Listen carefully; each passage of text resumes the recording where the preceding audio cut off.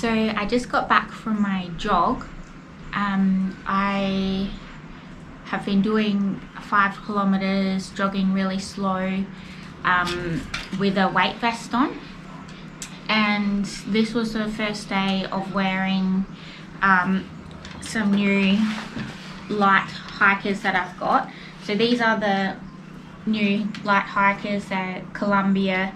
They're just a cheap, really lightweight hiker. I thought that they would be good for this kind of purpose, sort of jogging with the weight vest on. I like to wear higher ones when I'm carrying the weight vest, just to give my ankle a little bit more support, because it's a lot of pressure on all your joints with the extra weight on. So what I did, this is the first day that I've worn these shoes, so in order to prevent getting blisters, I do this thing where I wrap bits of my foot where I feel like I could get a blister with this sports tape. So just paste it onto my foot. When I tried on the shoes yesterday, I could feel a couple of points, like around the top of the ankle, where I thought it could be a little bit of pressure. So those are the sort of things you've got to look for, and then on those points put the tape on. So it just prevents the shoe rubbing or making the sock even rub directly on your skin. So I'll have a look. I didn't make too much effort in putting the tape on. I just did a little bit slapdash. So I'll have a look and see how it went.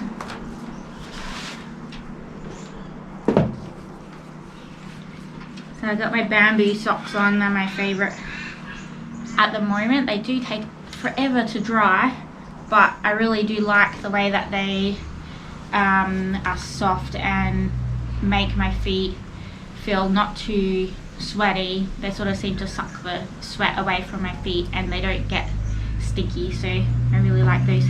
But you can sort of see I've got bits of tape around my ankles where I thought that the boot could rub, and it doesn't look like I've had rubbing on other spots.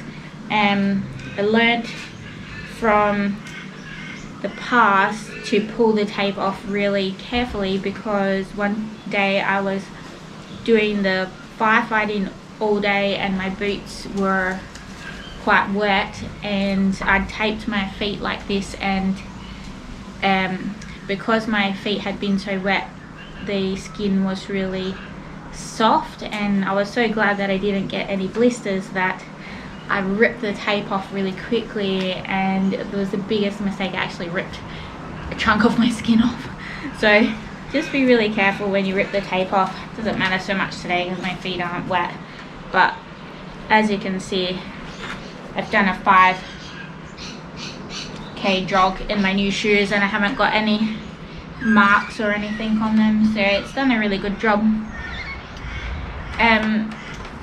One other thing I will say is that I got these shoes a little bit bigger than normal for the purpose of using them for these jogs with the weight vest. So in the past, I've really liked my shoes fitting quite snug on the end, not quite touching but almost on my toe, and that has been fine actually for most of the hiking that I've done, until I started putting the weight vest on and then bringing the walk to a jog. So as soon as I started adding over 10 kilos on the weight vest and jogging, when I would go down hills, my toes would